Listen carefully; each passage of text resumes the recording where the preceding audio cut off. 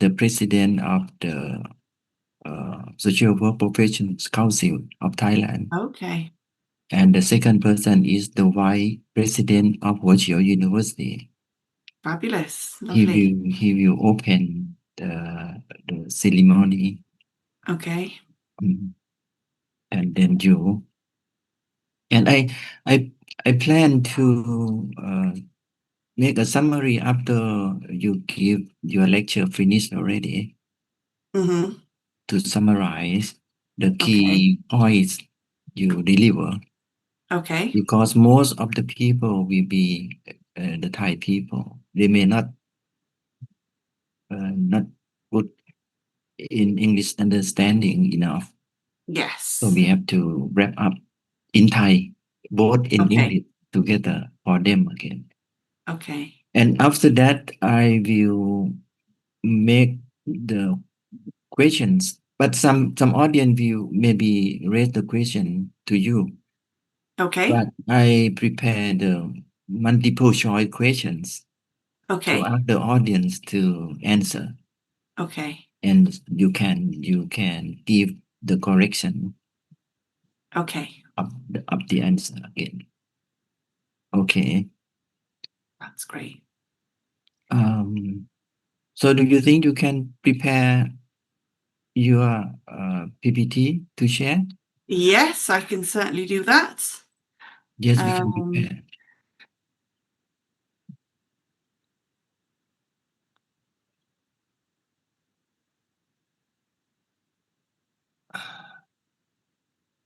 Okay, great. There we go. Can you see that? It is your university? Yes, this is our school. This is the Oh, School of Business and Society. oh, I see. I'm still wondering why business and society can be in the same faculty. Yes, it's an odd one. It's an odd one. It was decided a few years ago, but it's working quite well. The idea, and I'll be speaking about this theme in my lecture as well, is that industry and social development and social welfare need to integrate a bit more. So that was the idea. Okay. At York University, what are the main subjects when you say about social welfare? So And what about social work in their yes, so relation? it's the two main ones are social policy and social work. Ah, I see. And then we have social and political science as well in the school. So those are the two, social policy and social work. I'm in the social policy school, social policy group, but there's a social work group as well, which Ian, is from the social work side of things, was before he retired. So yes, those are the two social groups in the school. Oh, I see. Do you have also economics faculty? Yes, we've got an economics faculty and we've got a politics faculty. They're not in the school with us. They're in the same faculty as us, but they're in their separate schools. Economics, I think, is with environment. Saying about politics, what is happening in the UK now? Is the Labour government is running good? It's a mixed bag. They inherited a bit of a disaster, and they are doing a reasonable job at getting things back on a decent footing, but they're not very popular. They're not very good at their public relations. So it's okay. It's better than it was, certainly. Yeah, I see. So we should hope that the Labour Party can continue for the next election, or not? You think? One would hope so. They've got another. Sorry, we've got the kitten joining us now.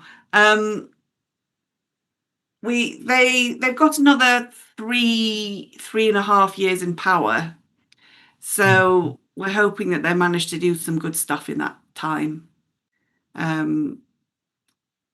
But Do you mean the regulation of X? Is that what you're referring to, the Twitter, or just general regulation? General. Yeah. So we'll have to see what they're doing it slowly but surely, but they're working away at it. So hopefully, Mhm. hopefully they've done some. I've been working on child poverty in the UK Mhm. recently, and they've done some good policies in response to that. So that's promising. Let's hope they carry on listening to us. I see. I have learned that Keir Starmer, Hmm. before the election, he tried to put the forward policy for the election of the uh, House of Lords member should Right. come from Yes. election from the community. Yeah. Is that coming true already? No, no, Not it's yet. on the back foot, that one. I think it might have some traction, but they haven't prioritized that for now. They're focusing more on economic policies at the moment, economic and migration policies, but I hope that he does do something like that for the House of Lords. It's more incremental policy changes that they're bringing in with the House of Lords at the moment. For example, eliminating life peers and hereditary peers and things like that. So it's slow, but hopefully he'll be able to push it forward a bit during his tenure. Uh-huh. I'm exciting to learn. Would we can apply to Thailand? Yes, yes. No, it'd be interesting. Some policy transfer going on between the two. Okay. So we should start now Okay. because I have seen that the president of the Social Work Profession Council is อ่า here already. อาจารย์คะท่านรองโจนาธานมาด้วยนะคะ มาด้วยมาอย่างอ่ะ ตะกี้หนูรับเข้ามาเมื่อกี้ค่ะ มาแล้วค่ะอาจารย์ มาแล้วเหรอโอเคอืม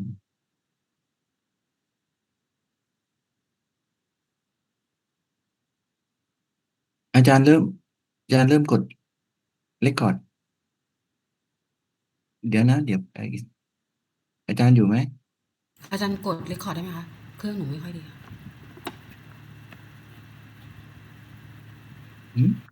อาจารย์กดได้ไหมหรือจะให้ผม อาจารย์กดก็ได้ค่ะ ท่านรองมาแล้วค่ะอาจารย์ แต่ผมไม่ได้โอนโฮสต์มานะโอเค หรืออาจารย์ กด จะโอนโฮสต์มาให้ผมได้ไหม เดี๋ยวหนูกดให้ค่ะอาจารย์ โอเค เดี๋ยวแป๊บนึงโอนโฮสต์เหรอ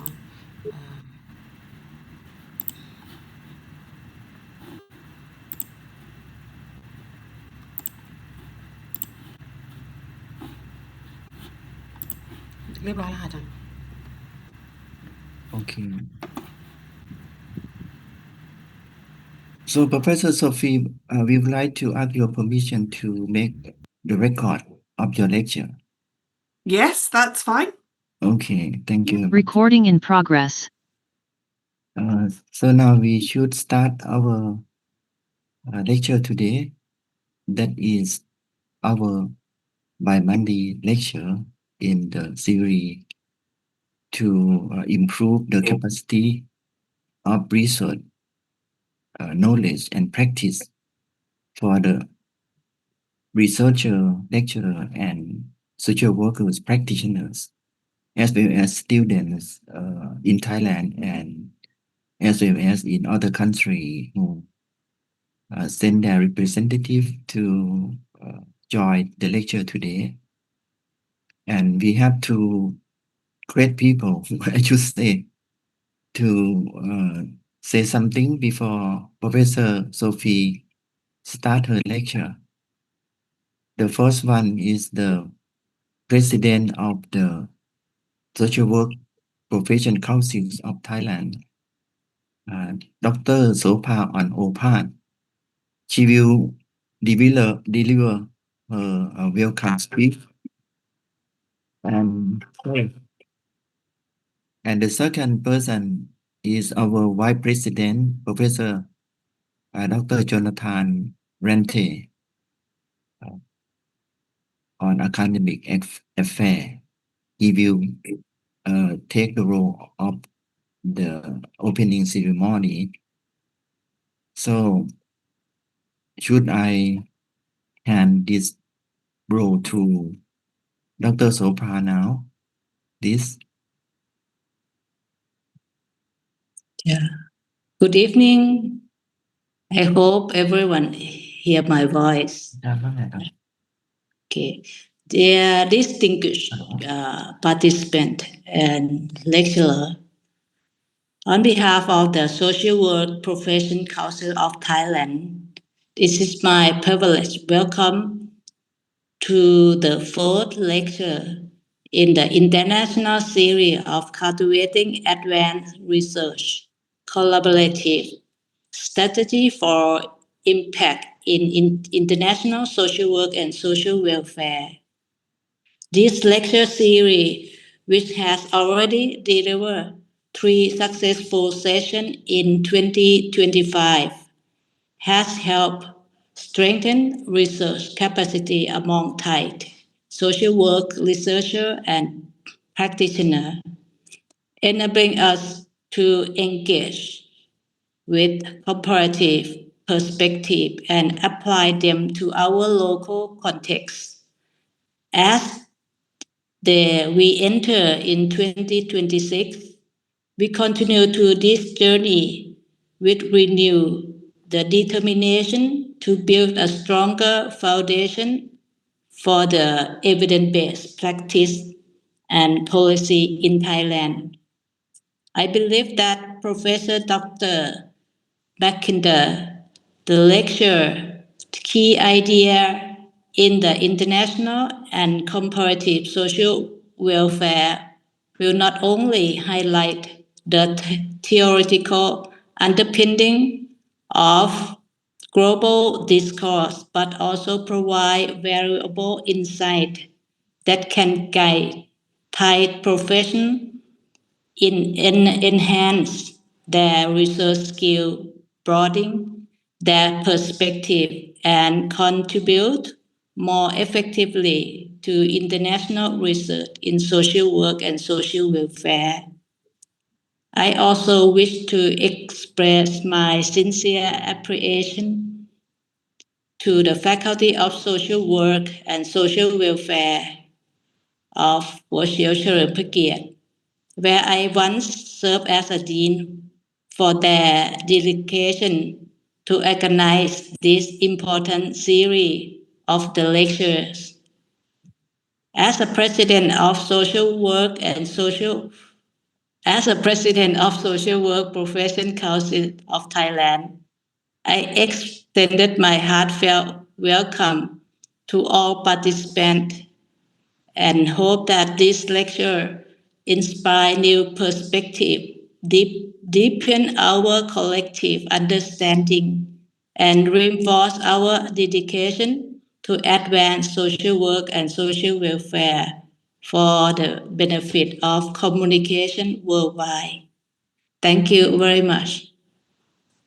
Thank you very much, Dr. Sopha, for your very meaningful welcome speech.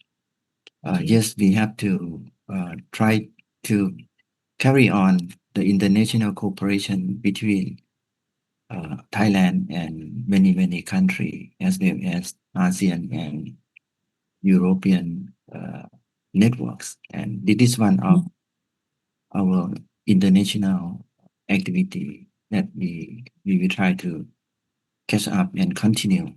Wow, very great. Okay, thank you very much. So now I would like to invite our Vice President of Wo Chiao Chalerm Phakien University to deliver your opening speech. Please, Dr. Professor Jonathan Rante. To the President of the Social Worker Profession Council of Thailand, Professor Sopha, and of course to our guest lecturer today and speaker, Professor Sophie. Good evening, distinguished guests, colleagues, scholars, practitioners, and dear students who are here today. On behalf of Hua Chao Chalumprakit University, the University of York, and our partner organizations, it is my pleasure to welcome you all to today's public lecture in our series, Cultivating Advanced Research Acumen, Collaborative Strategies for Impact in International Social Work and Social Welfare. We are very much delighted to host, I think this is already the fourth or the third in this lecture series, which brings together a vibrant community of researchers, social workers, educators, and advocates from different parts of the world. As I'm looking at the name list of the participants, I think there are Thai, they're also from other countries like the Philippines, and I'm not sure if the other name that I saw a while ago is from Indonesia, because I also sent the invitation to our partners there in Indonesia. Your presence here reflects a shared commitment to advancing knowledge and strengthening the impact of social welfare and social work in an increasingly interconnected global society. This evening, we focus on the theme Key Ideas in International and Comparative Social Welfare Research. As we know, social welfare challenges do not um, recognize national boundaries. Issues such as poverty, inequality, conflict, migration, and social protection require us to look beyond our own context, to learn from comparative perspectives, and to understand how ideas, policies, and travel and transform across countries. That is why we are looking them from the lens of research. Today's lecture will help us deepen that understanding. It will not only broaden our analytical lens, but also inspire us to generate research and practices that are both locally grounded and globally informed. Whether you are a researcher, policymaker, student, or practitioner, we hope that this lecture discussion will empower you to contribute meaningfully to social welfare development in your own settings. We are truly honored to have with us Professor Dr. Sophie Mackinder, a distinguished scholar in global social policy, whose work has significantly advanced thinking on social protection, fragile and conflict affected contexts, global governance, and the political economy of international organizations. We look forward to learning from her expertise and insights. I would like also to thank our organizers, particularly the Faculty of Social Work and Welfare of Hua Chao Chalumprakit University, their dean, and of course the president of Social Work Profession Council of Thailand, whose efforts have made this lecture possible, and all of you who have joined us through this online meeting. So once again, welcome. I wish you a productive and inspiring session. Thank you, and sawadee krap. Thank you very much, our Vice President, Professor Dr. Jonathan Karian, for your very supportive speech to continue the interesting of research activities and knowledge strengthening and international cooperation. And I'm very glad that many Filipinos come to our event regularly.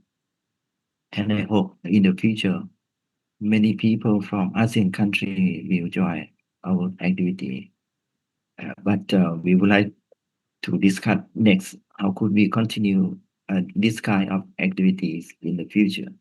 We still have left the next two lectures within this year, and we may try to start the other kind of activities that we have to discuss again with professor from York University. Okay, now Professor Sophie Mackinder, it's time for you to deliver your interesting lecture on key ideas in international and comparative social welfare research and policy. Please. Lovely. Thank you so much. And thank you, Professor Soper, Professor Jonathan, and Professor Chokchai for inviting me today. It's a real honour to be here with you. And I'm looking forward to a discussion after my lecture. And I hope you find some inspiration and interesting ideas in what I've got to say today. So the lecture today will be in two parts. So in the first half, I thought it's best to take stock to consider where we are at the moment in terms of global social welfare and development. We're at a key stage. We're approaching the end of the Sustainable Development Goals in 2030. And so it's important, I think, for us to look back at how far we've come and look forwards into and have a look at some of the ideas that are percolating around what comes next when it comes to global development. And then to sum up that section, I'm going to make the case for a new approach to social welfare studies, particularly to be transformative, a radical new approach that is needed for us as social welfare academics to make sure that social welfare is front and centre of any global debate about developments. So that'll be the first half of the lecture. In the second half of the lecture, I'm going to pull on 4 ideas that I personally find quite inspirational and transformative. I've chosen 2 analytical approaches to discuss with you today. The first one is a bit of a mouthful: institutional, evolutionary and industry-based analysis, which argues that we need to incorporate industry perspectives into our analysis as social welfare academics. Yeah.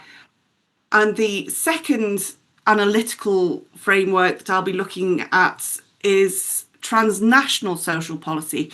This is an extension of global social policy. Myself, I'm a global social policy academic, and I'm arguing here that we need to go beyond the global to look transnationally.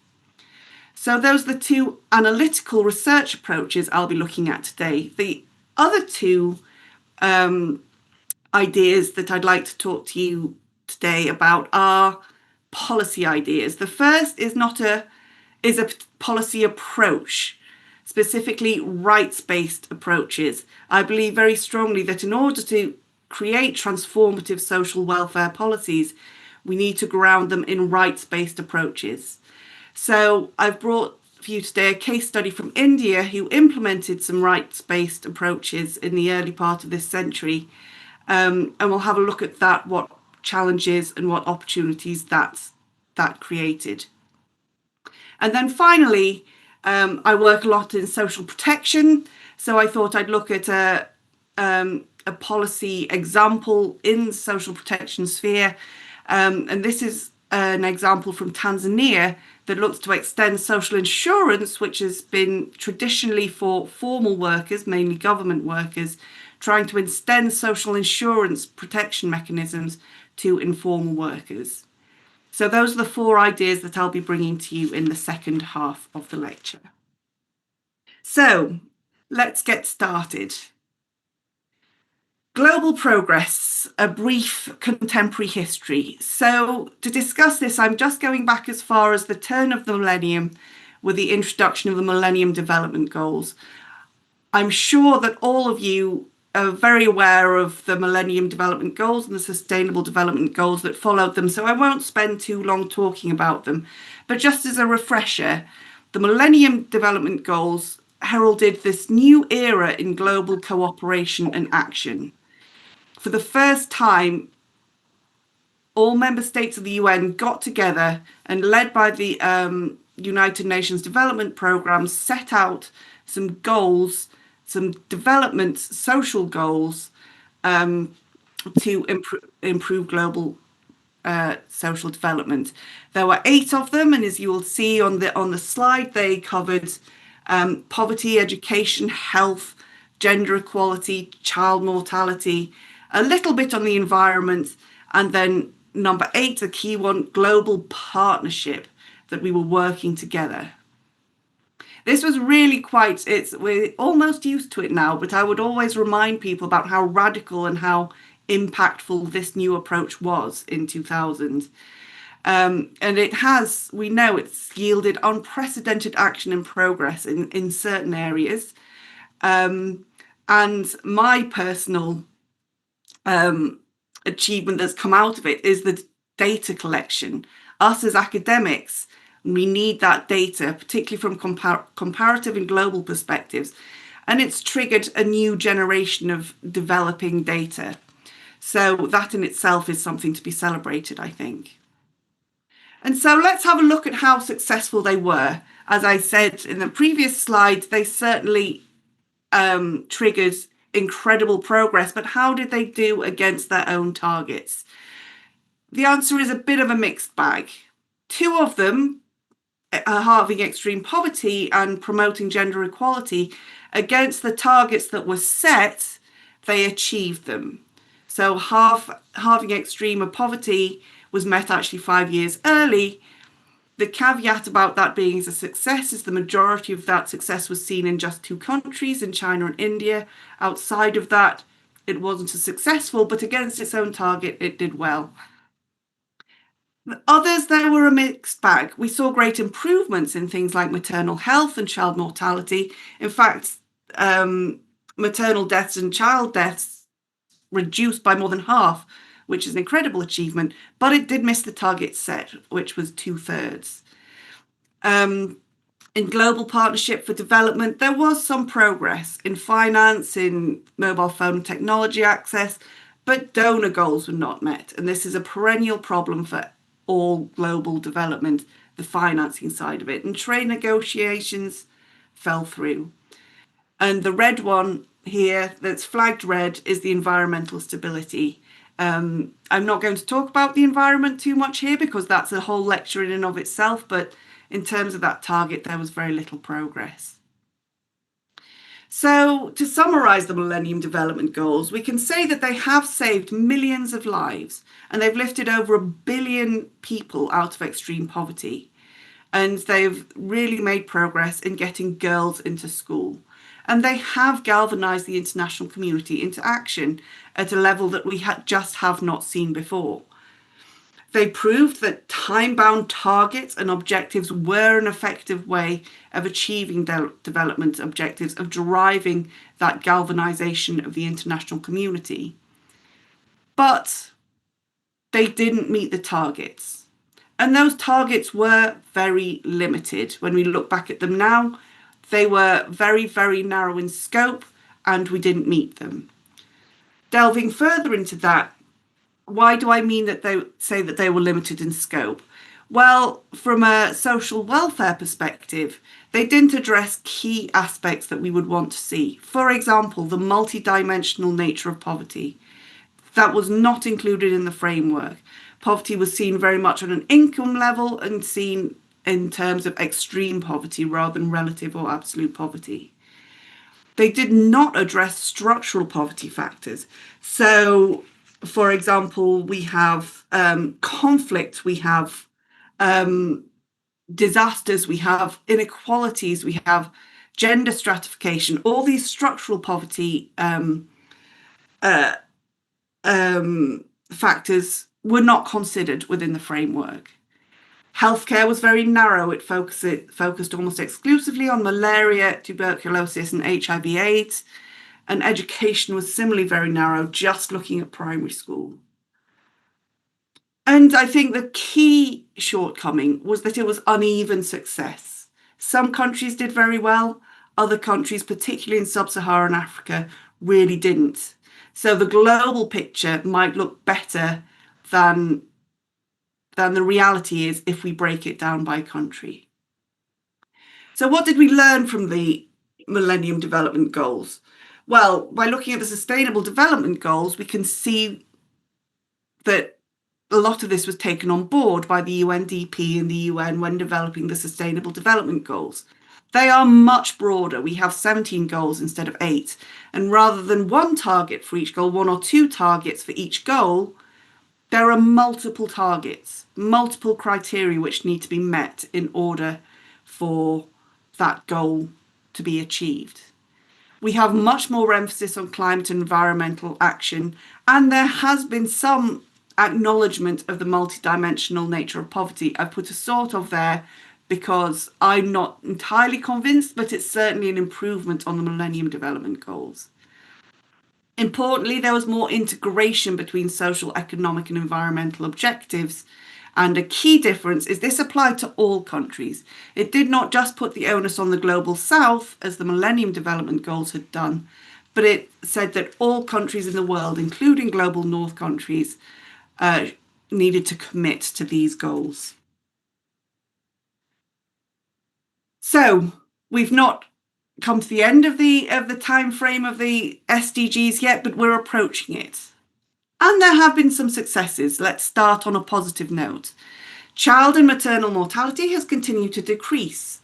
Internet and technological access has rapidly expanded, which is a key cornerstone of development and one of those structural factors when it comes to poverty. Primary school enrolment and importantly completion is continuing to increase, and the gender gap in education has decreased. We've seen a huge rise in social protection as a key anti-poverty mechanism, and HIV, AIDS, and malaria infections and deaths continue to decrease. So in many ways, they are doing the work that they were set out to do. We are seeing improvements in all these areas, which is fantastic. However, it's not enough. We know it's not enough. There have been multiple and simultaneous crises, namely the pandemic, which of course set many of these goals back years in some contexts. There are conflicts, and these are all diverted attention away from the long-term goals. And so we can see that while there are improvements in poverty and hunger, they remain at pre-pandemic levels. Gender equality is regressing in some areas. While there's improvement in schools, we know that anti-discrimination legislation is decreasing, and female representation in governance is also decreasing. The environmental goals are not looking good in terms of marine life, biodiversity loss, deforestation. These are not slowing down and are becoming critical. And we all know that there are increasing conflicts and geopolitical instability, which is threatening the framework itself on which global unity and these global development goals are based. And recent events, particularly in America and the withdrawal of America from many of the United Nations agreements, for example, the WHO and the Paris Agreement, shows the fragility of the multilateral architecture. We've had some years where there's been real buy-in from global powers, but that's fragile, and it takes one election to change the game there. So these sustainable development goals are really important, but they're fragile.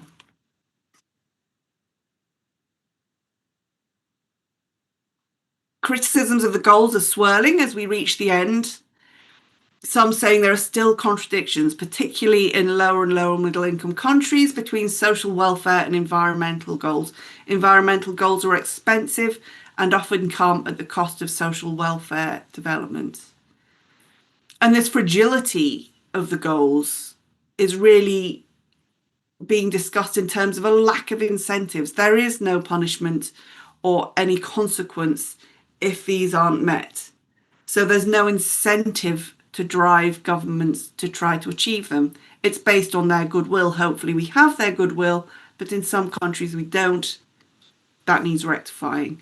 And interestingly, for the next set of goals, there's a strong argument in the discussions that industry needs to be included in this. Industry is some of the worst offenders when it comes to the global harms. We need something in place to hold them to account. And the data requirements, sadly, because of the fragility, because of the lack of financing in global development, are not being upheld. So do we know the extent of the picture when it comes to global social welfare? I would argue that we don't. In a report, this is just to demonstrate where we are. In the report, the official SDG report from 2023, it says the Sustainable Development Goals are disappearing in the rearview mirror as is the hope and rights of current and future generations. A fundamental shift is needed in commitment, solidarity, financing and action to put the world on a better path.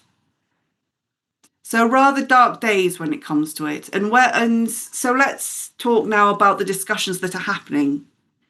There are three broad areas where these discussions about 2030 and what comes afterwards, there are three areas where the discussions are circulating.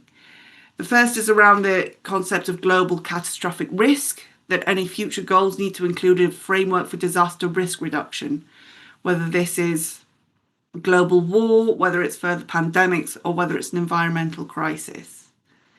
There's also discussions around planetary boundaries, saying actually we need to put the limits of the planet, which we have been stretching for decades now, at the centre and create a safe operating space for the economy and society to be able to operate within those planetary boundaries. And then, of course, the third discussion is the climate emergency, which is ongoing and critical. And so, where does social welfare stand in these discussions? I've put this here to show, this is a list that was provided by the UN Research Institute for Social Development about what needs to be included in the next goals. And you will see that social welfare and social development is missing. It's mainly about global catastrophic risk. It's mainly about industry, but the need to really double down on social welfare. They're not saying that it shouldn't happen, but we're seeing that it is not a priority at the moment. And we need to make it a priority. Social welfare underpins all of these problems in terms of, rising inequality is driving a lot of these crises that we're seeing in the world at the moment, particularly conflicts and the rise of the far right. Social welfare needs to be central to any path beyond 2030 in order that social welfare of the poor and poorest, and indeed of everybody, is met. So how do we proceed? How do we do this? So I'm arguing in this lecture that we need a radical departure from business as usual in terms of how we research social welfare and in terms of how we develop social welfare policies. We need innovative approaches. There are new and significant challenges and risks. We need to be far more proactive in analysing them and creating policies to mediate them. And we need to really question the validity of our existing policy tools, which have served us well for many decades, but we need to really constantly be interrogating, are they still fit for purpose, or do we need to be more radical? And we also need to continue to challenge the narrative that rich countries, i.e. the global north, know best. This has always been the approach from significant actors like the World Bank or indeed the UN. And we're seeing some wonderful ideas arising from the global south. In fact, all but one of the ideas that I'm going to be talking about later are ideas from the global south. This is a rich vein of knowledge, experience, and academic contribution, and we need to continue challenging this north-south or rich to poor policy transfer. So what I'm calling for here is transformative social policies. We need to be radical. What do we mean by transformative? So there's a lot of debate in the literature around what transformative means when it comes to social welfare and social policies. I'm not going to go into that in great detail. As I say, that could be a lecture in and of itself. But it's the idea that we don't tweak the current policy regime or policy paradigm. We create a whole new policy or paradigm. As the UN Research Institute for Social Development put it, we need to attack the root causes of the current structure that generate and reproduce economic, social, political, and environmental problems and inequities, and not merely address their symptoms. We need to address the practices that generate inequalities and injustice. So, in terms of a structure and agency argument, that means that we need to dismantle those structures, the institutions, ideologies, even cultural factors that are supporting these ingrained inequalities and injustices.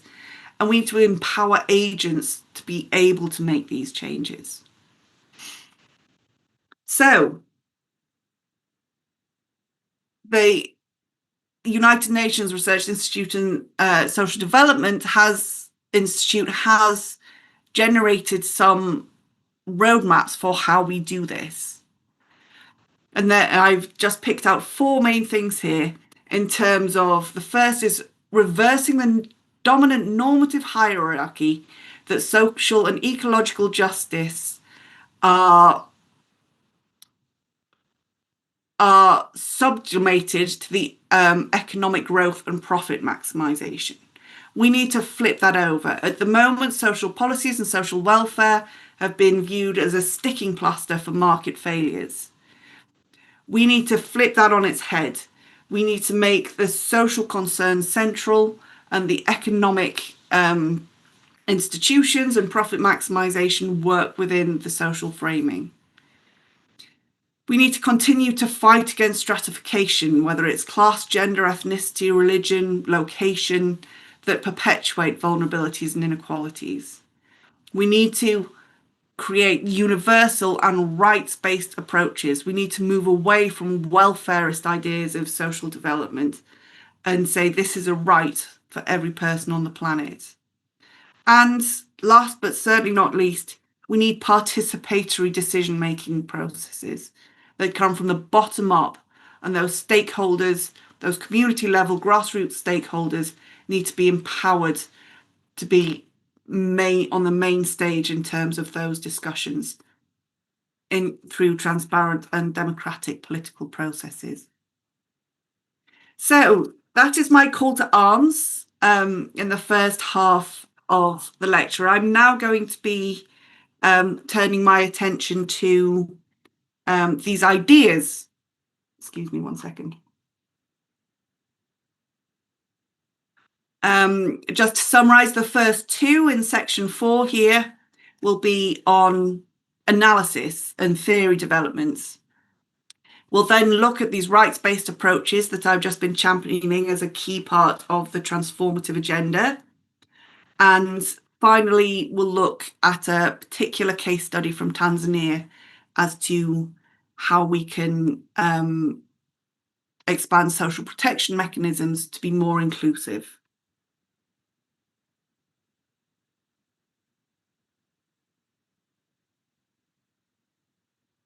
So the first one, which is a bit of a mouthful, is the institutional evolutionary analysis and industry-based methods.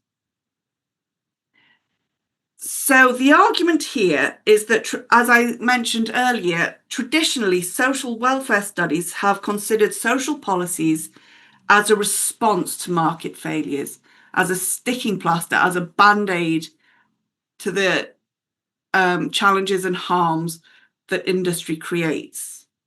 Smita Srinivas, who is an Indian academic currently here in the UK at University College London, argues that we need to move beyond this dichotomy of industry and market on the one hand and social development and welfare on the other, reacting to the market. We need to move beyond this and consider these market and non-market institutions together holistically and understand in much more detail how they evolve and how they influence each other in order that we can build social policies that are responsive to both context and to the need that is created by the industries. So Srinivas created what you see on the screen here, which is this institutional triad. She argues about the 3 primary institutional dynamics: industrial production, which is the supply side of manufacturing and technology, and where innovation and industry happens. This example here, which I'm going to continue, is regarding to the health industry. So it includes where medicines are developed, vaccines, diagnostic tools, treatments, and technological devices are all created in this industrial production sphere. The second is the delivery of these. So once they have been developed in the technological sphere, how do they reach the people? So is that through clinics? Is it through hospitals? It could be through workplaces. It could be in your home. It's how that transference from the factory, if you like, to the receiver, how does that happen? And the third institutional dynamic is consumption demand. So what is required? Is it through individual or collective buying? Is it through out-of-pocket payments? Is it through a social, like the NHS here in the UK? Is it based on health and social insurance, whether that's private social insurance or state insurance? Is it based on your work? Is it based on your family situation? All those different dynamics that happen within that consumption and demand sphere.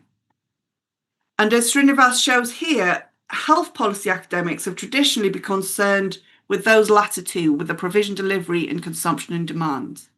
But she's arguing that if we incorporate this in our comparative analyses, it will really help us to understand institutional variety, both between countries, but also within countries, and the conditions under which institutional variety can bind social and economic policies together, or indeed create challenges for social policies to respond to economic realities. So to continue the example of healthcare, we know that medical technology is rapidly advancing, which is to be applauded. Obviously, this is great news in so many respects. But how the provision responds to that is significant. So the cost to patient or to the state, the prices of medicines or technologies, how they're procured, the prescription options that are offered, the scope and quality of treatments, the diagnostic tests, what this means for insurance, all these social welfare academics and policymakers, we are having to react constantly to this to the technology.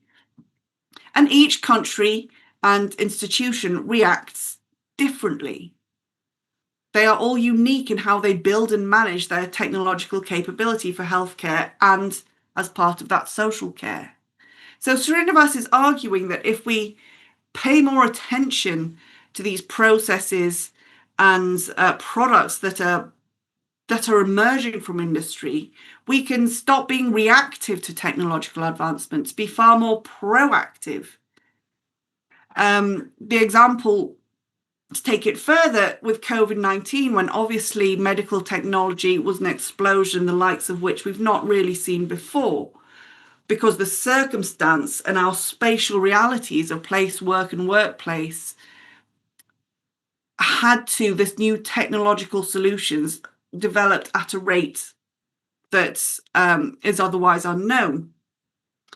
And to prove Srinivas's point, what we saw demonstrated these institutional differences, how healthcare systems and health policy reacted differently to the same emerging industrial dynamics.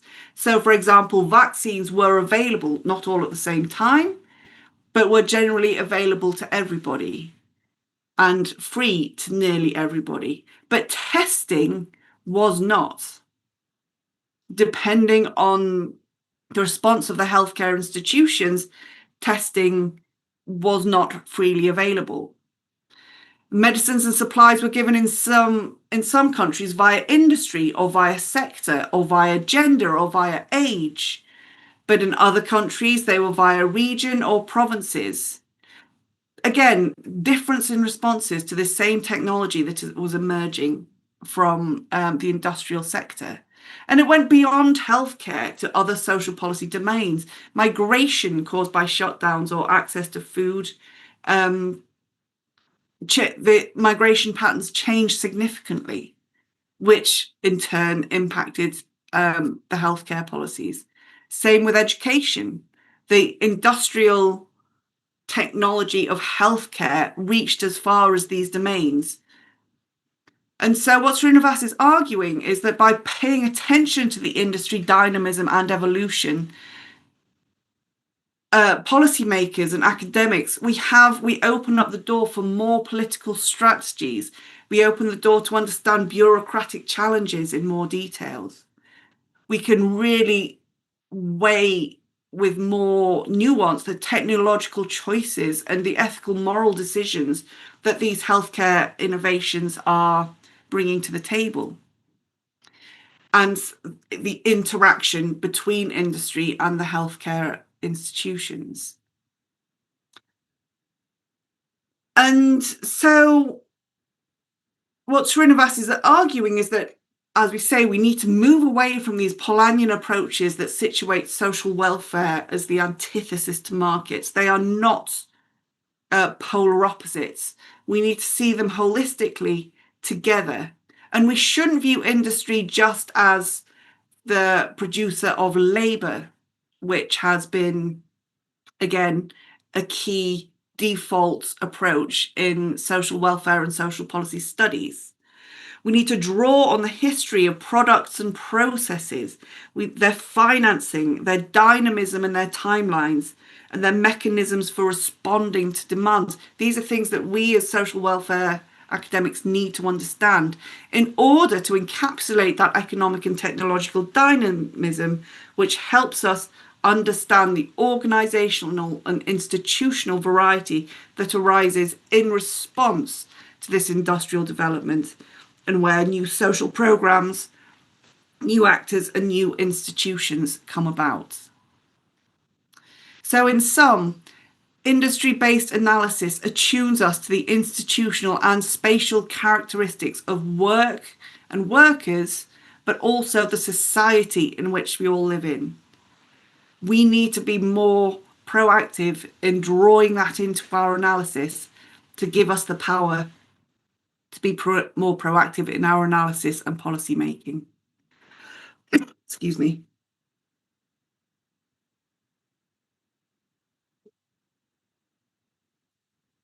So what time are we at? Am I all right for time? Yes. So my second analytical approach is this idea of transnational policy.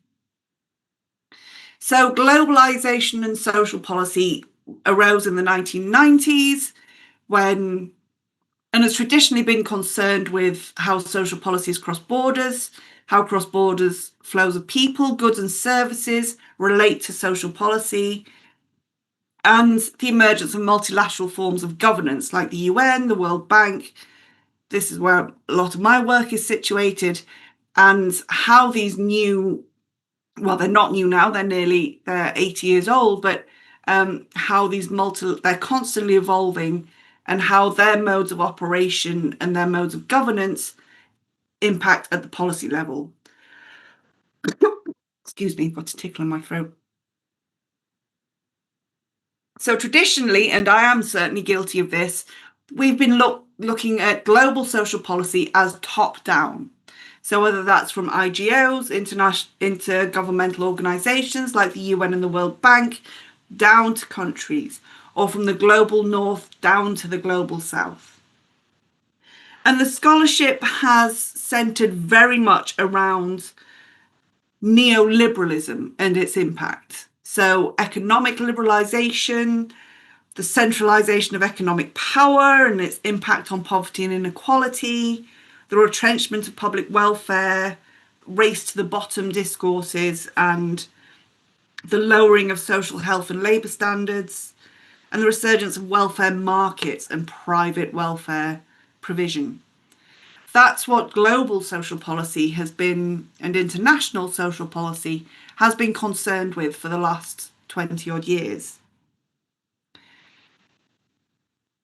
Nicola Yates, who is an academic who I work very closely with, she's here in the UK at the Open University, is arguing that we need to move beyond global social policy to transnationalism, in that we need to really interrogate not just these top-down ways of policy development, but the million different ways in which social policies are embroiled across borders and the ways they are interconnected and interdependent, not just formally, but informally.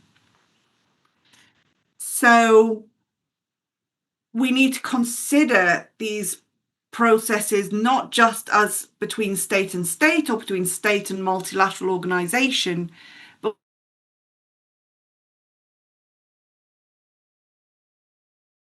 works that are emerged and are increasingly powerful. So that includes, and it has been included in scholarship for a while, but corporate structures and activities.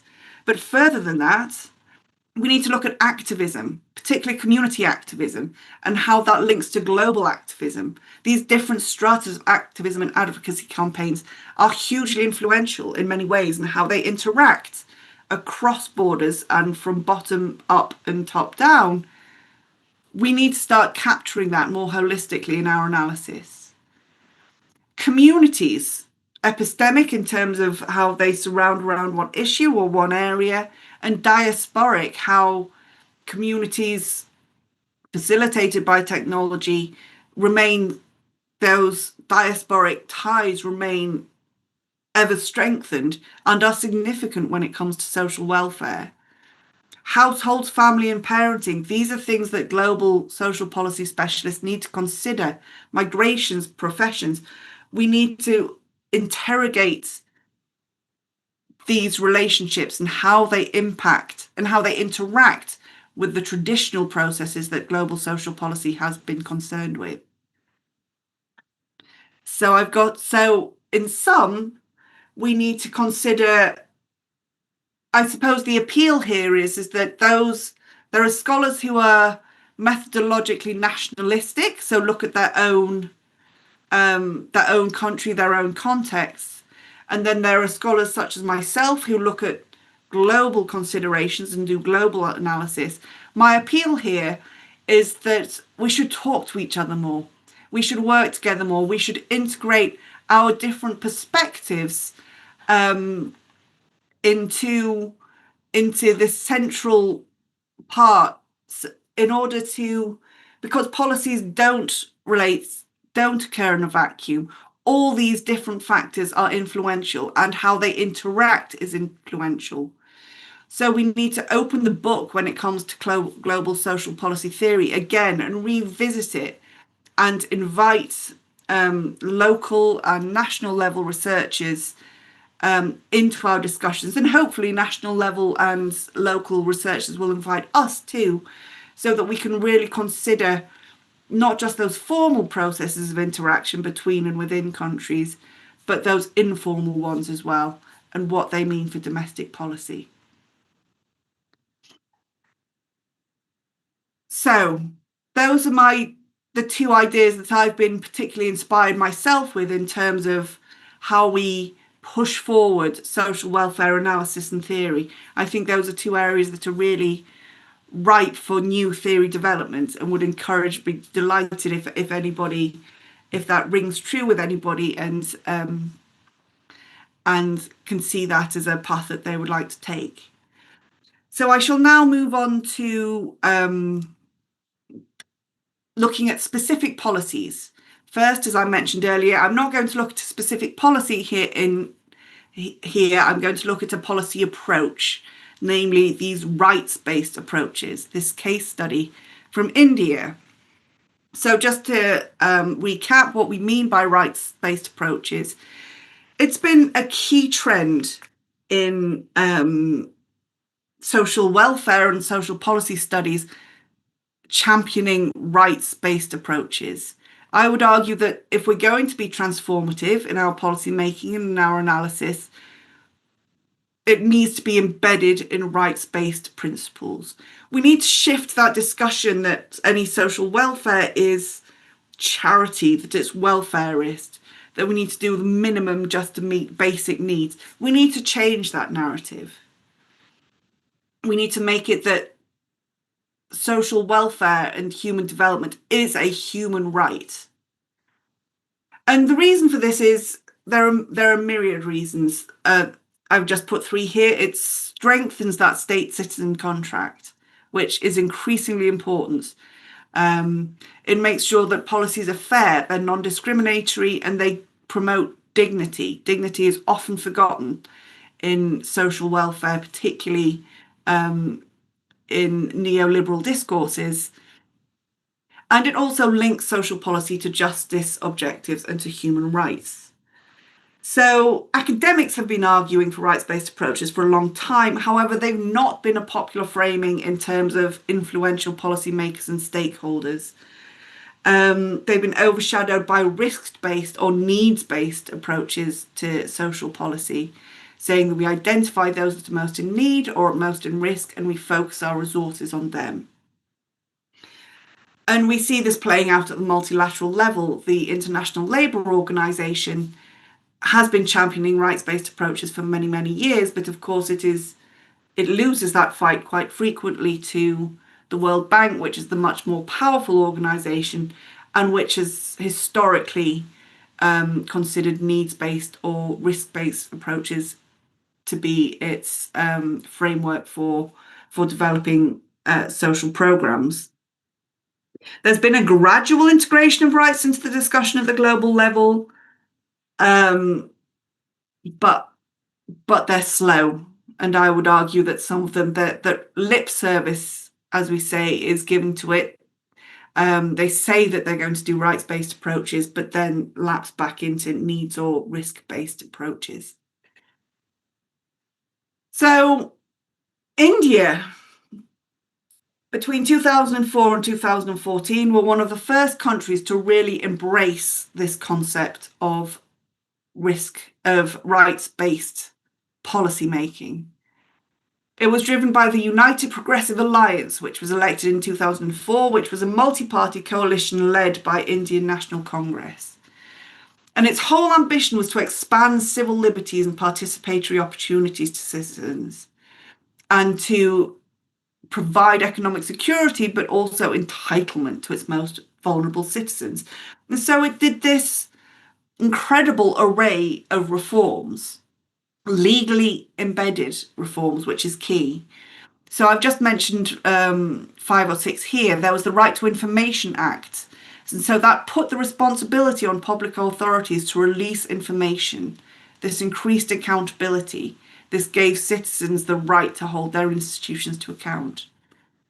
Then the National Rural Employment Guarantee Act, which was later renamed as the Mahatma Gandhi National Rural Employment Guarantee Act, was really quite a radical program that granted every rural household the right to demand 100 days' work from the state. So it flipped the idea of targeting on its head and said that it is your right to demand work, to demand that economic security from the state. The right of children to free and compulsory education put the obligation on the state that the enrolment, attendance and completion of every 6 to 14-year-old, not on the parents, not on the child itself. It said the state was obliged to ensure this happens. And then through Aadhaar, they provided every citizen with a unique identification number so that that citizen could claim their rights. Then there was the National Food Security Act, which gave highly subsidized food grains to the poorest rural families, with additional support for pregnant and lactating mothers and free school meals for children. And there was also in land ownership and property ownership that states had to gain the consent of local communities for land they acquired, compensate landowners, and resettle and rehabilitate any families affected. So you will notice through all of these, with rights come responsibilities, and many of these reforms really situated those responsibilities on the states, on the governments, saying it is your responsibility to make sure the people's rights are met, which is a radical departure from traditional state-citizen relationships. So we look, how comprehensive were these rights? Again, we've got a mixed bag. Some were universal, some still had some elements of targeting, and some argued that they weren't rights-based at all because they placed the additional obligations on citizens, for example, demanding work or demanding education for your child. But which, is true, but it also put obligations on the state which weren't seen before. And these innovative principles emerged. For example, the national employments the NERGO, where you could demand 100 days work from the state, some criticised it as being workfare, saying that you have to work for your money. But these ideas of targeting really, really championed by the World Bank, by the UN, by countries like the UK, that you targeted on those with the smallest incomes or the very poorest. It completely upended that entire concept. Citizens self-targeted. They said, you know what, I need this. It wasn't that you had to meet some criteria. It was that you chose to take up this offer. There's been debates about whether this is rights-based. Some say, yes, it's empowering for citizens. Others say it puts the obligation on the citizen, which might be particularly challenging because it means they have to understand government bureaucracy. They have to engage and tackle with it. But my personal opinion is this is radical. This is transformative ideas around social policy, and is situated in rights-based philosophy. You can have this if you need it. And it did force those bureaucratic mechanisms to be more participatory and to respond to genuine self-diagnosed need. Was it successful? Yes and no. Prime Minister Modi in 2014, really, there'd been weaknesses. There were implementation problems, there were bureaucratic problems, understandably, because they were radical changes. Modi leapt on these and called them welfarist and used those problems to really damage them politically. And but the bones of them are still there. Admittedly, he's underfunded many of them. He's used the identification target as a targeting measure rather than an empowerment measure. But the disruptions were there and remain there. And so if another government comes in that wants to build on this, I would say it's 2 steps forward, 1 step back. I'm going to move on now because we're running out of time, to just quickly go through my last policy innovation, social insurance and informal workers, a case study from Tanzania. So as social policy scholars, as social protection scholars like me, we don't pay much attention to social insurance in the global south because it's usually targeted on a very, very small minority of formal workers, usually government workers. And we focused on social assistance, and social assistance has been problematic. I'm not going to go into that because we would be here all day if I started talking about the problems with social assistance. But rights-based ideas of social protection are beginning to be championed through the ILO social protection floor, from the WHO lobbying for universal healthcare coverage, and even the World Bank acknowledged that social insurance might be a complementary tool to social assistance. So what's happened in Tanzania? Over the past 2 decades, it's made, again, legally embedded policy reforms to really consider whether social insurance is a more effective mechanism than targeted conditional social assistance to meet the needs of the population. So what did they do? They got all the different fragmented social insurance schemes and put them into 2 large schemes.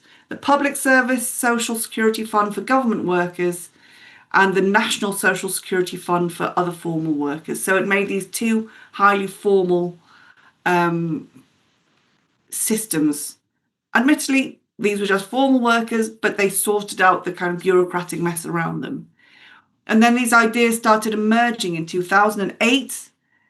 They started a retirement scheme, again, the first of its kind, and even social assistance was pretty negligible in sub-Saharan Africa at this time. But it started thinking about savings accounts for informal workers. In 2014, the National Social Security Fund, they added a new route so that informal workers could join the scheme. It was problematic. You needed to make 3 years contribution before you could claim, which is difficult for maternity, for example, or for unemployment benefits. But they added some incentives to encourage people to do it. And then in 2018, they added sector-specific programs for farmers, miners, and fishermen, who were those traditionally hard-to-reach groups when it came to social protection. And this included loans for business investments or for equipment and machinery. And they really worked with the local cooperative societies, which had the trust of these farmers and miners and fishermen, they worked with those societies to design and promote the scheme. So they incorporated those bottom-up elements. And then in 2021, which is the most radical reform that we've seen, is ongoing. They're trying to create a social insurance scheme for all informal workers. It's still being developed. We're in the current stage at the moment where an old age pension, a health insurance benefit, and access to loans are being included. But in the future, they're wanting to incorporate maternity, survivor, health, death, and disability benefits in it, and indeed a school savings provision. So this is quite a radical new approach to social protection. There are challenges. There are low levels of trust and limited awareness, which are, of course, a challenge. The state-citizen relationship that we were talking about, it will take a long time. It's a long-term goal to improve that. And the big one is affordability. People on the very lowest incomes, can they sacrifice part of their pay to pay into this social insurance? Often not. So in terms of the very poorest, this isn't necessarily a helpful approach. But for those that can, there's real potential here for politically and financially viable route for offering social protection. It doesn't rely on external or state financing.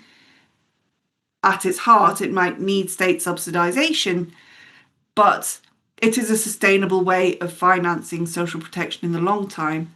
And the welfarist discourses, which are particularly prevalent in that region, it moves away from those. It moves away from the discussions around handout to rights-based principles. So I'll skip this one and just go straight on to my concluding slide. Thank you so much for listening today. I hope what you've taken away from this is that times are hard in terms of social welfare, both research and policy making, but our work has never been more important. And where there are challenges, there are opportunities. We just need to broaden our units of analysis. We need to be transformative. And brave, which is hard to be, but that's what we should strive towards. And there are some really great ideas out there. Both inter and intranational learning is important for new innovations and movements that can uproot these traditional systems that perpetuate ongoing inequalities. But I will always say context-specific considerations are a core element of any analysis. One size never fits all. And with that, I will end the lecture. Thank you so much for inviting me today and for listening. It's been my great honour to talk to you today. And I hope you enjoyed the lecture. Okay, thank you very much, Professor Sophie. It is very excellent lecture that you try to link between social policy, social welfare, and global action. working together, and as well as the case studies from two countries. Before I summarize your talk, is there any question from the audience?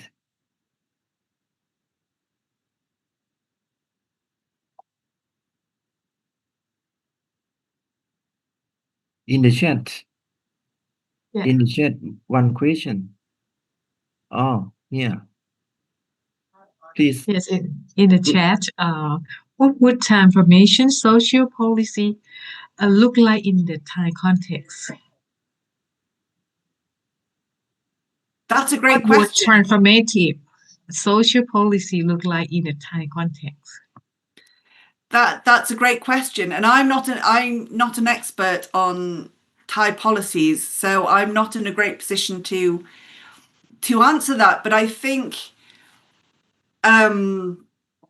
we need to look at the context specific issues of Thailand. Again, I apologize, I'm not an expert, and look beyond World Bank influences. This is as global social policy academics, to see the interactions of multilateral corporate advocacy actions, how that plays out within the policy-making sphere in Thailand. So that includes policy transfer processes, that includes looking at bottom-up grassroots processes in Thailand. So an example I would suggest is I'm looking at global funds at the moment. So I'm looking at like the Global Fund for Malaria, Tuberculosis and AIDS, HIV. And the next stage of our project is to look at how that, which is a global mechanism for financing, but how that interacts with the country level, not only the formal processes, but those informal processes around healthcare provision, that triad of institutions that we looked at earlier. So while I apologize, I'm not an expert on Thai policy, I think it's looking beyond those formal processes of policy transfer between country and country or between international organisation to the country, to really understand the context specific spatial and those spatial realities of those in Thailand who, for example, suffer from malaria or HIV/AIDS or tuberculosis, and examine how the fund interacts with those rather than just how it interacts with the government and the formal processes. Does that make sense? Yes. Good. Okay. Can I break your talk a little bit? I would like to persuade the audience to open your face. We would like to take the pictures together before many people will leave out from the online Zoom. So please open your face for a while, and then we take picture together. Can you? Okay, great, thanks. Sao Long, Tân Sao Long, Bawon, Sontaya, Vichya, Saran, iPad, I don't know. Li Peng, Chontisha, Chayatip, Payutta, Ajahn Nonyai. Would you please open your face? Nisha, Phakhanan, Somjit, Vanisha Nan, Naruchon, Professor Nuchana. Okay, please. Professor Tha, can you please take our picture?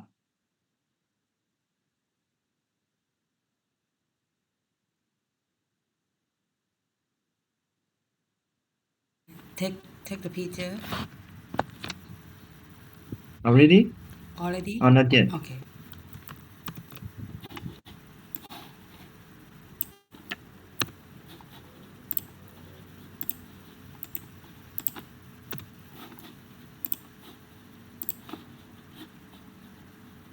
เดี๋ยวแป๊บนะ Are you ready to take the photo? Are you everyone is smile Okay, please smile. 1 2 3 More.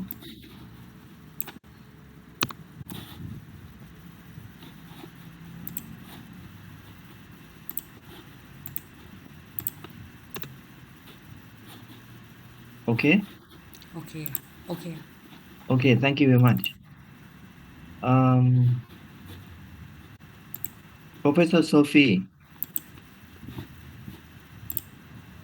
Hi there. when you, Yes. when you mentioned about radical transformative, Mm-hmm. that's very close to right-based approach and linked very much with social welfare improvement. Yeah. What would be possible that we make peaceful radical change, or it may be violent radical change? Have you any experience in some country that what should it be? Because when we say about radical approach, many people when may link this kind of approach with let I say revolutionary movement, Mm-hmm. and which is different from peaceful movement. Yes, I'm certainly not arguing for revolution. I'm arguing for radical approaches to our work as academics. So rather than and as policymakers, so rather than creating incremental changes to policies, we almost need to go back to blue sky thinking. We need to think, go back to a blank page and think, what is the issue here and how do we solve it? So like in the India example, when you think, right, actually we're going to create these set of policies that are driven by rights-based principles. And these are the particular challenges in India, for example, lack of identification. We're going to create an identification system so that people can claim their rights. Or we're going to give work to those that need it, to those that say they need it. We're not going to target them, make them meet criteria. We're going to give them the choice. We're going to empower them. So I'm certainly not arguing for revolutions in terms of violence and protest. I'm talking about revolution of how we as social welfare academics and policymakers and our recommendations to policymakers, that's where we need to be radical. That's where we need to make changes. Okay, thank you very much. I have the second question, and maybe observation you can answer as well. Now, the President Trump of the United States trying to do what we call America first. Yeah. So when you say about globalization, that is a kind of top-down stage to run the global development. But now, no, not Professor Trump, No, but President Trump is trying to do something that not give price to globalization. And our observation now is that globalization is decaying or not? Or what kind of new globalization when President Trump trying to lead the world now and affect to the global development of many countries, many countries. especially the developing country? Yeah. It's a very difficult question to answer because who knows what's going to happen. There is no doubt that President Trump's approach has caused, an uncountable amount of damage in terms of global cooperation and in terms of global discourses around us being a community. Globalization, there are many flaws to globalization, but the idea that we should all help and support each other, both within and but between countries, is one I feel very strongly about. President Trump has obviously changed the game with that. And the irony with that, with it coming from America, is, a lot of their soft power was through these global development frameworks.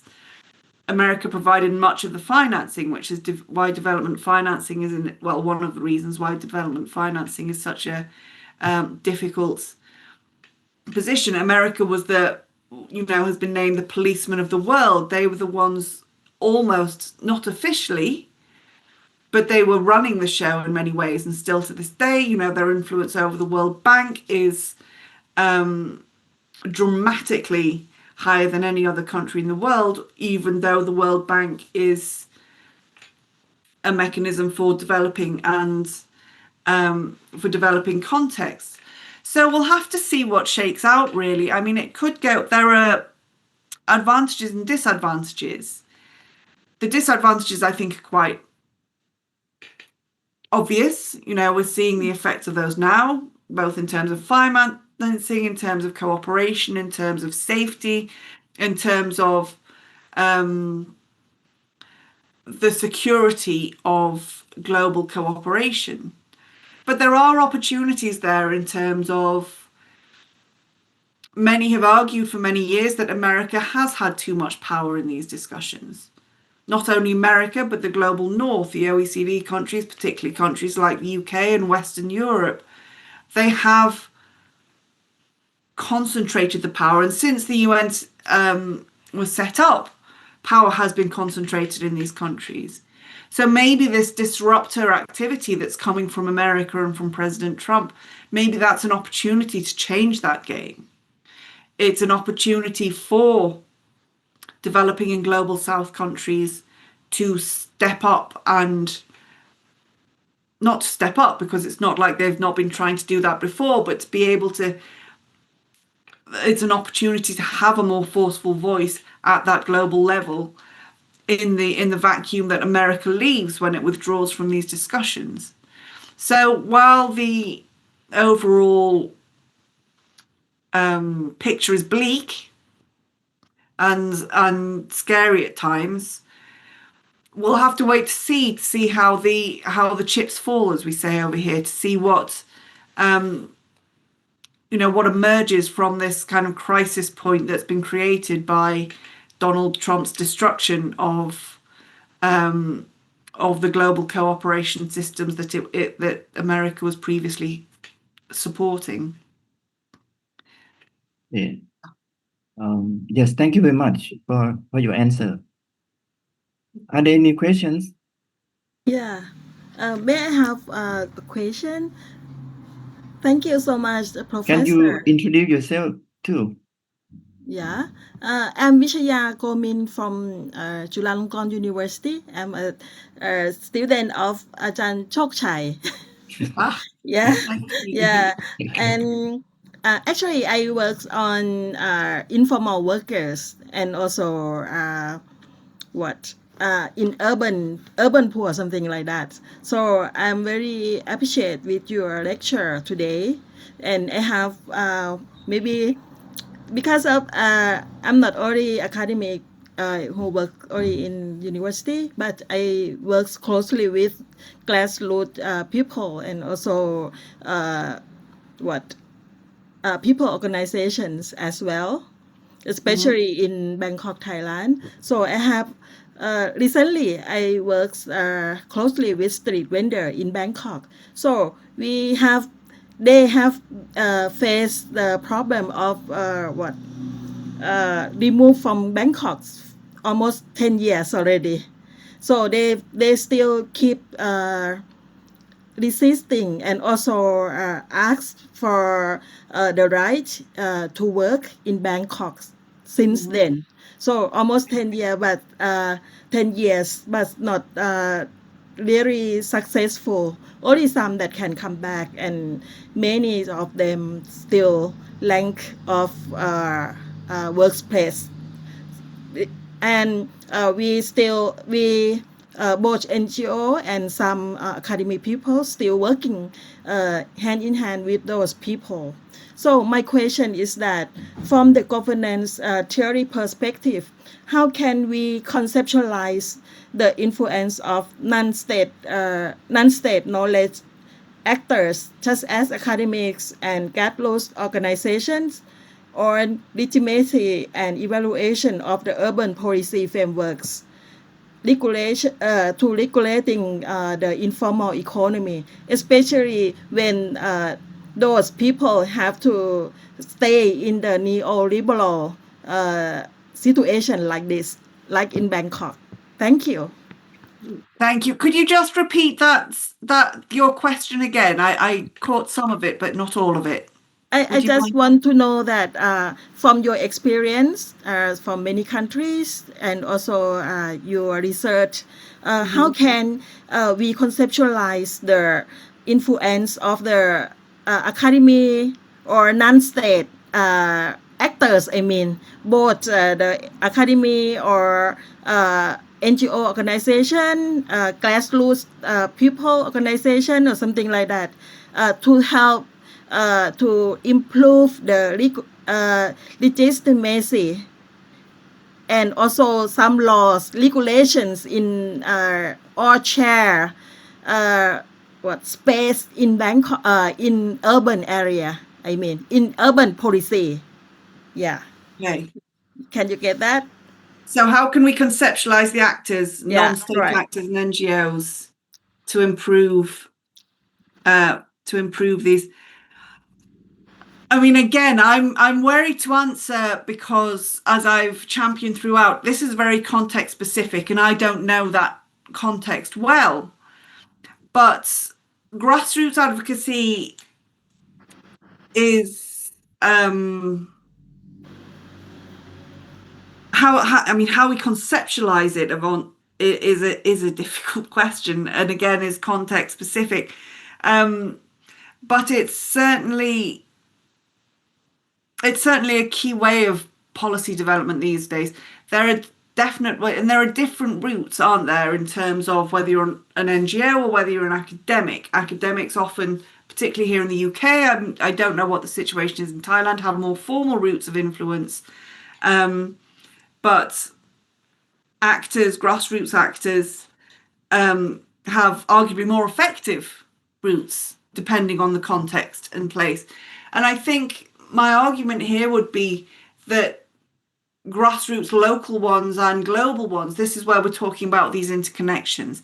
How can these local grassroots NGOs and non-state actors that are in Bangkok, how can they link what they're fighting for to broader global academic discourse, advocacy discourses? Are there linkages? And if so, how? Because that can be a very good way of sort of amplifying the message. Again, I'm wary to say too much because I don't know the context well enough. But I think in terms of those non-state actors and NGOs, and again, I don't know the power of NGOs. Powers of NGOs and non-state actors vary from country to country, and I don't know how they function and things in Thailand. But linking those to, for example, rights-based discourses and this championing of informal workers having rights. There are discourses around that, and it's linking to those, both in terms of the discourse and the words that you use, but also in terms of if you can make those connections with the peoples and the institutions. So I hope that answers your question. I think that was what you were asking. I apologize if I misunderstood it, but I hope that was helpful. Okay, thank you very much. Thank you. And then in the order,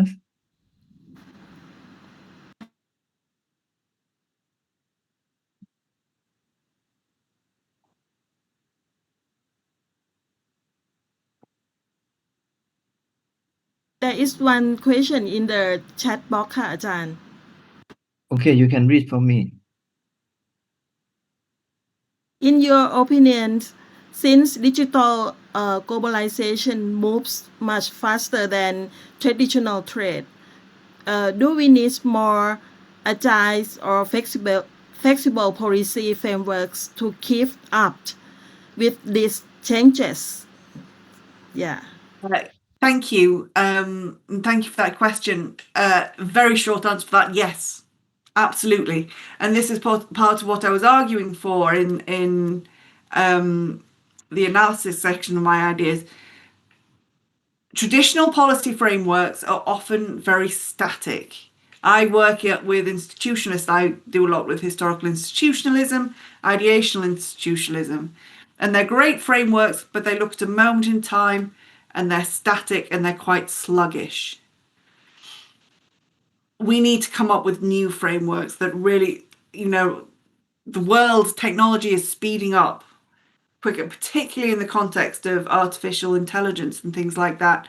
And us as academics need to really, agile and flexible is a great way of describing it. We need to manage to capture dynamism and evolution in our analysis. I don't have the solutions on how to do that yet. This is something that we all need to think about, and if anybody has any ideas, I'd love to hear them. But yes, to keep it short, because we're running over time now. Yes, absolutely. Great question, and it's a categorical yes.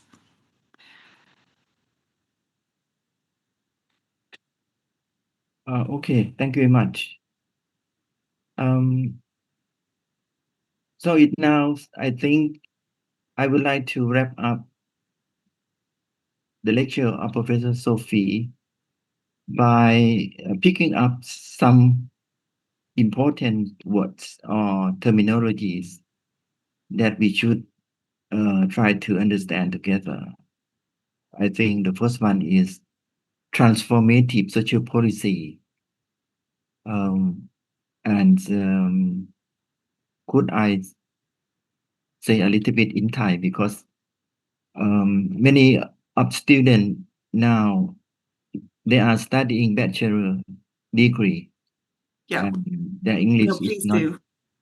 equipped yet enough. So for transformative policy ก็คือว่าหมายถึงนโยบายการเปลี่ยนแปลงทางสังคมที่ค่อนข้างจะลงลึกถึงรากฐานนะครับทั้งในทางเศรษฐกิจสังคมการเมืองสิ่งแวดล้อมเพื่อที่จะรื้อถอนสถาบันที่ไม่เป็นธรรมเพื่อให้เกิดการปฏิบัติอย่างใหม่นะอันเนี้ยมันก็เลยเกี่ยวกับที่ผมถาม Professor Sophie เมื่อสักครู่เนี่ยว่าการเปลี่ยนแปลงเนี่ยมันจะเป็นการเปลี่ยนแปลงที่สันติภาพหรือเป็นแบบว่าเป็น violence ด้วยหรือเปล่านะครับซึ่งอันเนี้ย transformative social policy เนี่ยมันสนับสนุนการเปลี่ยนแปลงที่สันตินะอันที่สอง institutional evolutionary analysis อันนี้เป็นการที่เขาใช้กรอบความคิดวิวัฒนาการของการเปลี่ยนแปลงอย่างค่อยเป็นค่อยไปนะครับซึ่งมันเป็นไปได้ในหลายสังคมนะฮะแต่ว่าบางทีมันก็ช้าเกินไปที่จะทำตามนั้นเพราะฉะนั้นเนี่ยมันก็อาจจะมีบางสิ่งบางอย่างเนี่ยเข้ามาทำให้เกิดการเปลี่ยนแปลงโดยธรรมชาติเช่นโควิดเกิดขึ้นทำให้เกิดการปรับตัวอย่างใหม่ industry based methods ก็หมายถึงว่ามันจำเป็นต้องวิเคราะห์การทำหน้าที่ของอุตสาหกรรมภาคอุตสาหกรรมที่ส่งการผลิตกระจายการผลิตแล้วก็ผู้บริโภคเข้าไปใช้ประโยชน์เนี่ยมันจะเชื่อมโยงอย่างไรกับการพัฒนาด้วยนะฮะอันที่สี่ก็เป็น transnational social policy ก็หมายถึงว่าเราก็จะต้องศึกษาสวัสดิการสังคมที่มันกว้างขวางข้ามประเทศระหว่างประเทศ เพื่อเห็นตัวอย่างของการแลกกันนะครับ แล้วก็เอามาแลกเปลี่ยนเรียนรู้กัน ประการที่ห้า right based approach อันนี้ก็เป็นเรื่องของการที่ส่งเสริมการพัฒนาที่เอาสิทธิเป็นฐานการพัฒนา ว่าทุกคนเนี่ยมีสิทธิ์ที่จะได้รับการพัฒนาโดยไม่ถูกทอดทิ้งในแง่มุมต่างๆนะซึ่งอันนี้สหประชาชาติก็ประกาศเรื่องสิทธิการพัฒนาแล้วมา20 กว่าปีแล้วเพราะฉะนั้นสวัสดิการสังคมก็ค่อนข้างที่จะแมทกับ right based approach ค่อนข้างเยอะ social welfare management อันนี้ก็เป็นการยกตัวอย่างว่า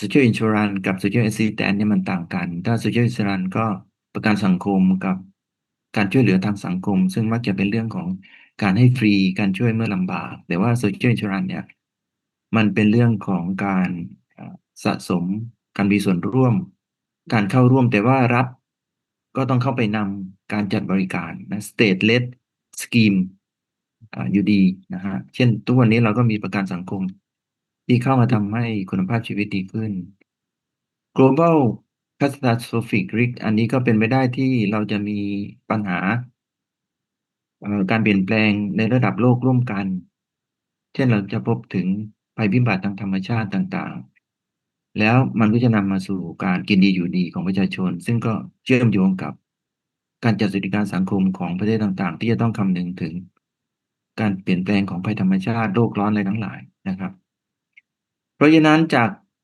การบรรยายวันนี้ so we can learn from your lecture as well I try to wrap up 6 points นะครับก็คือว่า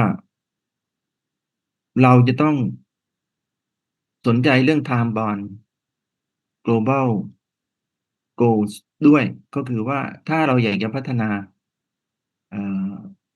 ให้เกิดการเปลี่ยนแปลงเนี่ยมันจำเป็นที่จะต้องผูกพันเรื่องเวลากับเป้าหมายการพัฒนาเช่นตัวอย่าง MDG SDG MDG ทำได้แต่ SDG เนี่ยก็มีปัญหาหลายอย่างที่ยังไม่สำเร็จก็มีจุดอ่อนนะครับในเชิงของการขาดกลไกการบังคับใช้การจัดการด้านการเงินความสอดคล้องของการจัดการสวัสดิการกับการพัฒนาในหลายแง่มุมนะฮะแล้วก็ต้องสนใจ context matter one size fit all not one size does not fit all ก็คือว่าอย่าคิดว่ามีแบบแผนการพัฒนาแล้วก็จะเอาไปใช้เลยจากประเทศใดประเทศหนึ่งมันจะต้องดูคอนเทกต์ของตัวเองว่าจะเอาไปใช้ได้แค่ไหนนะครับ transformative vs incremental อันนี้ก็พูดไปแล้วเมื่อกี้ว่าการเปลี่ยนแปลงทีละเล็กทีละน้อยเนี่ยบางทีมันช้ามันไปไม่ทันมันต้อง transformative ก็คือต้องเข้าไปจัดการอย่าง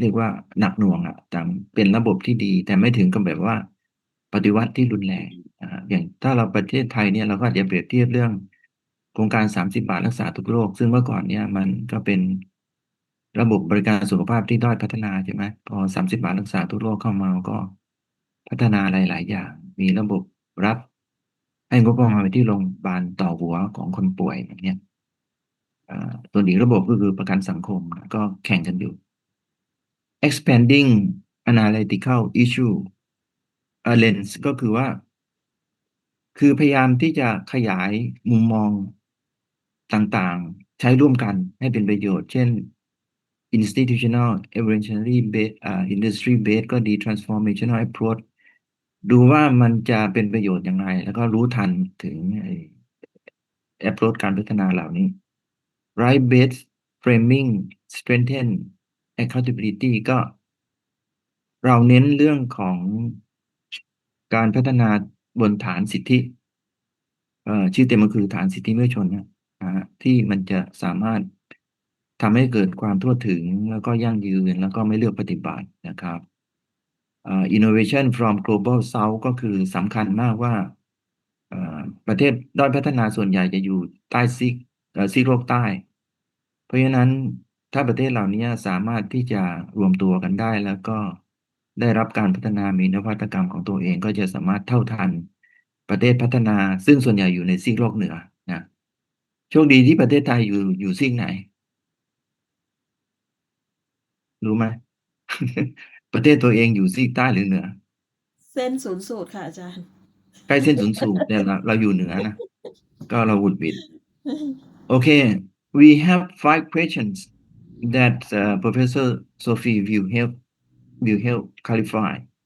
The first one, which MDG target was met 5 years earlier?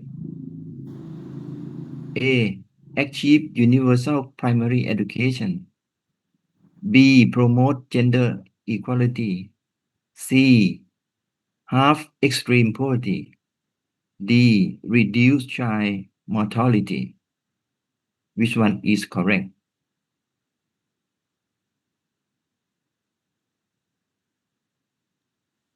Am I to answer this? No, not yet.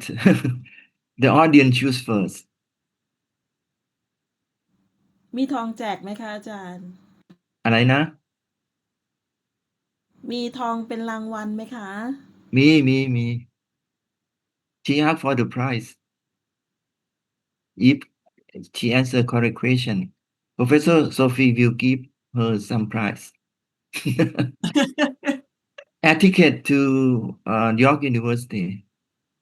Maybe Say again.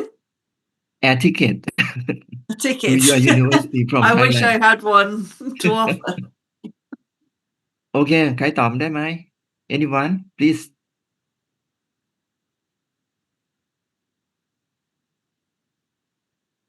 หญิง C ไหมครับอาจารย์ C. He said C. Is that correct, Professor Sophie? Yes, C, halve extreme poverty. Okay, great. Second, Sustainable Development Goals.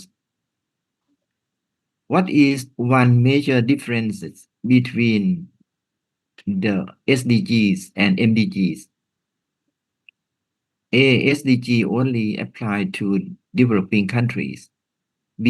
SDG have fewer goals than MDGs. C.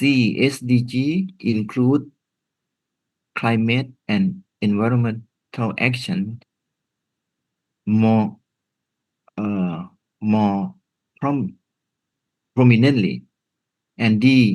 SDG focus only on education and health.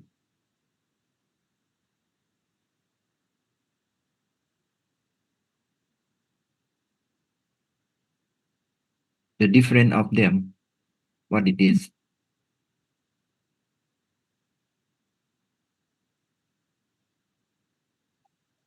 เป็นหน้าม้านะครับ B ไหมครับ คนที่พูดนี่ใครนะบวรเหรอ บวร ใช่ครับอาจารย์ B เหรอฮะ B B boy ครับ B boy is that correct, Professor Sophie? No, it's not. It's C I think C อาจารย์ C. Yeah. Yeah. Okay, I think C. Got C. more goals than the MDGs, but it includes climate and environmental action more prominently. Okay, C. C. Okay. Yeah, this part is very different from MDG. Third, about transformative social policy. According to the UNRISD, which is about the research organization of UN, what does transformative social policy aim to do? A. Expand welfare benefits without changing structures. B. Attack root causes of inequality and injustice. C. Focus only on economic growth. D. Provide charity-based support. B. What? Again?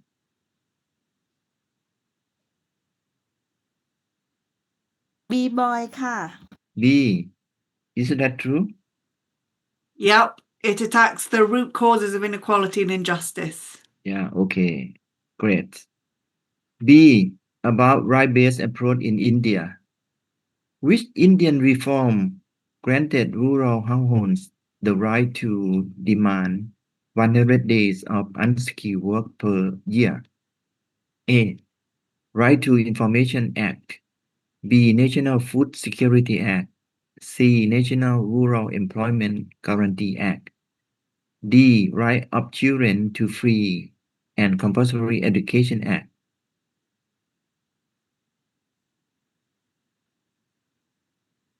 Please the other people, not the same one. กิ่งการว่าไงคะ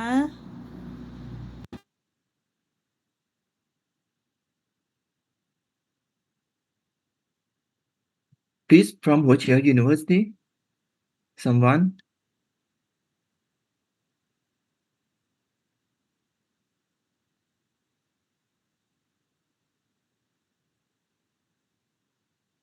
Jonathan said A ค่ะอาจารย์ A.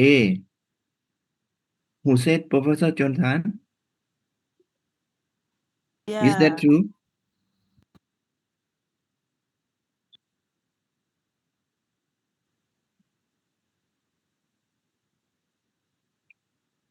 Which one? Again, please. I think C. C. Ying I Ying think C too. from Huaqiao. Okay. And Bawon think C as well. Is that true? It Yes. is, yeah. Okay. Professor Sophie said it's C. National Rural Employment Guarantee Act. And 5. Policy innovation in Tanzania. What was the purpose of Tanzania's voluntary saving retirement scheme introduced in 2008? A. Provide free healthcare to informal workers. B. Offer savings accounts for old age and short-term needs. C. Replace formal worker pensions. D. Subsidize food for rural households.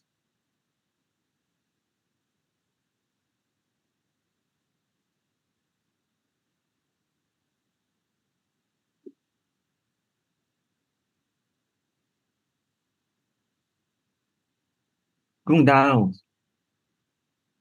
are you there? Sondaya.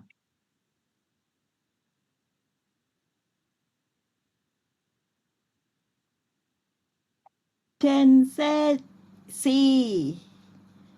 C. Is that true? I think it's difficult, this question. Maybe A or B, but I'm not sure. Maybe A or B. Maybe B boy, I think. B. Or A apple. Oh my God. Maybe It's A or B. difficult, Okay. yes. I think A ครับอาจารย์ A. กิ่งการ said A as A well ค่ะ A ค่ะอาจารย์ A. many A's ค่ะอาจารย์ Oh. So please answer Professor Sophie. Okay, it's actually B. Oh. But 2 opportunities for savings, one for old age and one for any short-term needs. The free healthcare and the worker pensions, that came on a later scheme, the 2014 scheme. This was the early one in 2008, which just gave a vehicle for savings. That was a difficult question, though, so I think that's... Okay. It was... Professor Tab, you will post this document in the chat, right? Thank you very much. So now, is there any question or any discussion? Professor Jonathan, would you like to say something? Yes, I already shared my takeaway in the chat box. So Oh, I see. probably, yes, that's my takeaway. In fact, I was listening. I am not a social work. I am not into social worker, but I conduct research it's related to critical discourse analysis. So I was very interested with the transformative aspects, particularly those discussed. And my takeaway was that I said transformative, not just tweaking, attack the root causes, empower agents, and then discard anything that is naturalized, naturalized practices like what we've been doing in the past, and listen more to the actual needs of people through participatory. I think I wrote the word participatory there. Participatory. What was that? Participatory decision-making processes, and which means that we are moving towards transformative changes based on different, unique contexts of the society. So different needs of the society. So that's my takeaway. I'm not sure if I was able to really grasp everything that was taught to us today, but it was really very interesting. I normally don't join, but this time I was like, like focused, and I would like to really continue listening to the lecture. Thank you. I would like to take your comment as the ending of our lecture today. It is your kind words that reached already. So we should end now. But Professor Sophie, would you like to say something more before we leave together? Just thank you for your kind words, Professor Jonathan. I'm glad it's great to hear your perspective, and I'm glad that it was of interest to you. And thank you again for the invite. It's been a great honour talking to you all today, and for the discussion afterwards. So I hope to see you again sometime. And if anybody's ever in the UK, please do get in touch. It would be great to see you. And yes, thank you again. Okay, thank you very much. And we will try to find some prize for the people who ask the question, who answer the question correctly.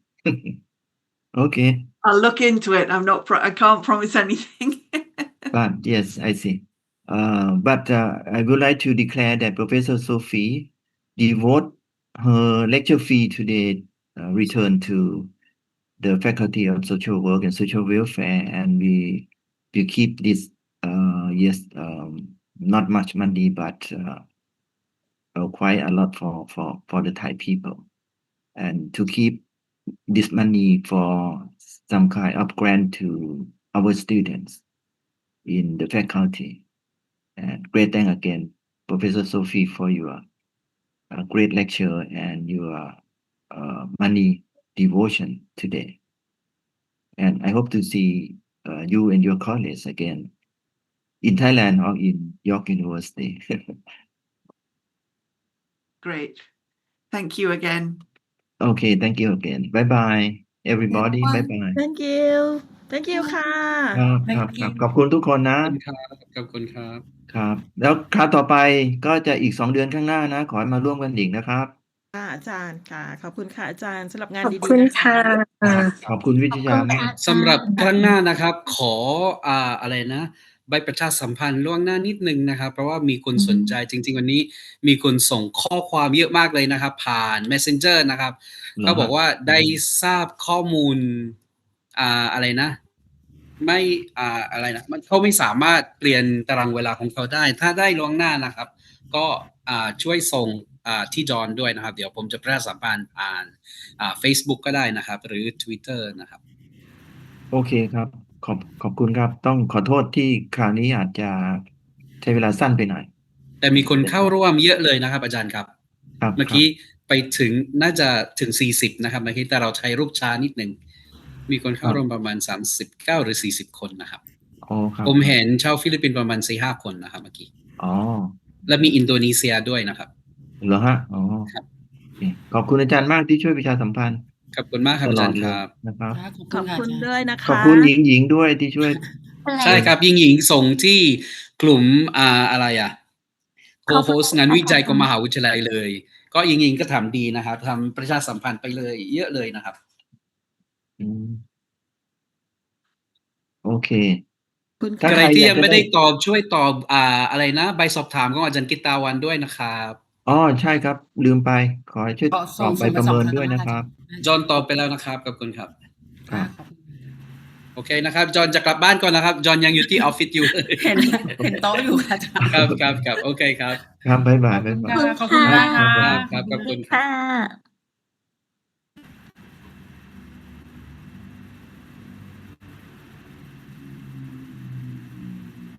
เมื่อกี้อาจารย์ถาได้โพสต์ไปในแชทป่ะ โพ โอ สต์ เค ไป ขอบคุณมากงั้นผมออกเลยนะ จบเลยนะ ค่ะอาจารย์